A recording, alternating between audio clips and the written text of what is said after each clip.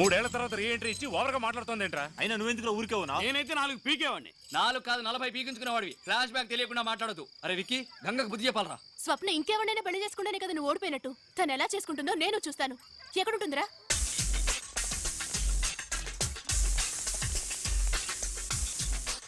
సుచి, స్వప్న అక్కడ ఉంది. పదండి వెళ్దాం. మీరు ఇక్కడే ఉండండి. స్వప్న, నేను నీతో పర్సనల్గా మాట్లాడాలి. వీళ్ళందరికీ అన్నీ తెలుసు. సో ఏదైనా ఇక్కడే చెప్పు. స్వప్న, నువ్వు చేసింది పెద్ద తప్పు. వాడికి నువ్వంటే ప్రాణం. అది తెలిసి కూడా చిన్న అబద్ధం చెప్పాడని వాడికి దూరం కావడం న్యాయం కాదు. వాడిని నువ్వెక్కడ కాదంటావు అన్న భయంతోనే అలా అబద్ధం చెప్పాడు. నిన్ను మోసం చేయాలనుకోలేదు. వాడు నాతో అబద్ధం చెప్పడం నీకు చిన్న విషయం కావచ్చు, కానీ నాకు పెద్ద విషయం. నేను దానికి క్షమించలేను. ఇప్పుడు మనసు మార్చుకోలేను. నాకు పెళ్లి ఫిక్స్ అయింది. ఇతనే చేసుకుంటాను. నువ్వు నన్ను కన్విన్స్ చేయడం వేస్ట్. సో డీసెంట్గా అక్కడి నుంచి వెళ్ళిపో. దయచేసి నేను చెప్పేది అర్థం చేసుకో. ఇలా చూడు సుచి, ఇక విషయం. హలో, ఎందుకు అనవసరంగా మాట్లాడతావు? చెప్తున్నాగా, అర్థం కాలేదా? ఏంట్రా ఓవర్గా రిచ్చిపోతున్నావు? వాళ్ళిద్దరు మాట్లాడుకుంటున్నారుగా. కూర్చోరా గొట్టం. ఓసి చూసుకొని సపోర్ట్ చేస్తాడు. తలకు రంగు అది వేశారు. మీరేనా స్వప్నం చేసుకునే పెళ్లి కొడుకు? పక్కనే దర్జాగా కూర్చున్నాడుగా, ఈడే అయింటాడు. హలో, నాకు ఆల్రెడీ పెళ్ళైపోయింది. ఓ అయిందా? ఏమా ఆల్రెడీ పెళ్ళైన వాడిని పెళ్లి చేసుకుంటానంటున్నావు, కానీ వయసులో చిన్నవాడిని మాత్రం ఏంట్రా ఇది? చేసుకోవాలంటున్నావు. వైఫ్ అక్కడ ఉంది, తను కాదు. నీ వైఫ్ ఆవిడ మరి ఎవడి పక్కన కూర్చుందేంట్రా? ఏం ఫ్యామిలీ రా ఇది? నేను కాసేపు కూర్చోవచ్చా? ఏయ్, ఏంటంత చీప్ గా మాట్లాడుతున్నారు? ఎవరే లో క్లాస్ ఫెలోస్ లోపలికి వదిలేదు. ఇదిగో సోడాపటి లేచిపో. ఏయ్, నేనే పెళ్లి కొడుకుని. అయితే ఏంటట? హలో పెళ్లి కొడుకు బ్రదరు, విక్కీ స్వప్న సిన్సియర్ గా లవ్ చేసుకున్నారు. ఏదో చిన్న ప్రాబ్లం వల్ల విడిపోయారు. మళ్ళీ వాళ్ళిద్దరు కలుసుకునే లోపు రెడీమేడ్ పెళ్లి కొడుకులా నువ్వు మధ్యలో దూరేవేంటి? నువ్వు ఇక్కడ జెండా ఎత్తే. తన లవ్ మ్యాటర్ తెలిసే నేను తన్ని పెళ్లి చేసుకోపోతున్నాను. రేయ్, వాళ్ళిద్దరు లవ్ చేసుకునే మ్యాటరే నీకు తెలుసు, కానీ వాళ్ళిద్దరు అది తెలుసా? ఆ ఊహు ఆహా తెలిసే పెళ్లి చేసుకోపోతున్నాను రా. వీడేంట్రా సెకండ్ హ్యాండ్ వాటి కోసం ఆశపడుతున్నాడు? రేయ్, తినేసిన ఎంగిలి కంచంలో ఏముందని తింటావురా? వీడి త్యాగం టూ మచ్ గా ఉందిరా.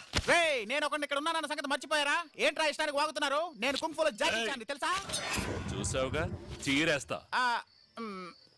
అయినా నువ్వు చేసిన తప్పు స్వప్న. వాడిని లవ్ చేసి వీడిని పెళ్లి చేసుకుంటానంటావేంటి? మీరు కంటిన్యూ చేయండి సార్, నేను మీ పార్టీ సార్. నువ్వు కూర్చోరా. లో క్లాస్ గొడవ చేయడానికి వచ్చారా? వెళ్ళకపోతే మొహం పగల కొడతాను. వీడేంట్రా తమిళ సినిమాలో విలన్ లాగా సౌండ్లు ఇస్తున్నాడు తప్ప విషయానికి రాడే. ఆ చూసి ఎవడన్నా తాగేస్తాడో నాడు భయం. వచ్చి మాట్లాడరా. వచ్చేనో పగులుద్ది. దయచేసి అందరూ ఆపుతారా? నేనే అతని కాదనుకుని వదిలేసాను కదా, ఇంకా ఎందుకు ఇక్కడికి వచ్చి గొడవ పడుతున్నారు? మరి ఎదుగా ఇక్కడి నుంచి వెళ్తారా లేదా? వెళ్ళిపోతాను స్వప్న. నువ్వు చేసేది తప్పని చెప్పడానికి వచ్చేమే గాని గొడవ చేయడానికి కాదు. ఎనీవే, జరిగిన దానికి ఐఎమ్ వెరీ సారీ. పదండ్రా. ఏయ్, ఒక్క విషయం గుర్తుపెట్టుకో. నీకోసం మా వాడు ప్రాణాలైనా ఇస్తాడు, కానీ వీడు ఇది కూడా ఇవ్వడు. ఏంటి, వీడు నీకు హై క్లాసా? మా వాడు లో క్లాసా? హ్యాపీగా ఉండు. రండ్రా. నువ్వు చూస్తావు నాయన. కంటిన్యూ. ఎందుకురా బాధపడతావు?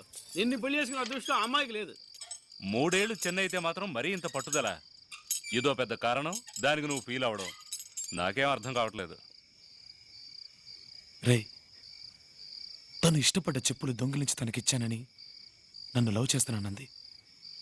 చెప్పులు దొంగతనం చేసి ఇవ్వడం అనేది మనందరికీ చాలా చిన్న విషయం. తనకది పెద్ద విషయం. అలాగే వయసులో 3 ఏళ్లే కదా తేడా అనేది మనకి చాలా చిన్న విషయం, కానీ ఆ అమ్మాయికి అది పెద్ద విషయం. ఈ అమ్మాయిలు ఎప్పుడు ఇంతేరా. వాళ్ళు ఎందుకు ఇష్టపడతారో ఎందుకు ఇష్టపడరో ఎవ్వరని చెప్పలేం. అబ్బాయిలకి అది ఎప్పుడు ఇంతే. తను ఎక్కడున్నా సంతోషంగా ఉండాలి. ఉంటుంది.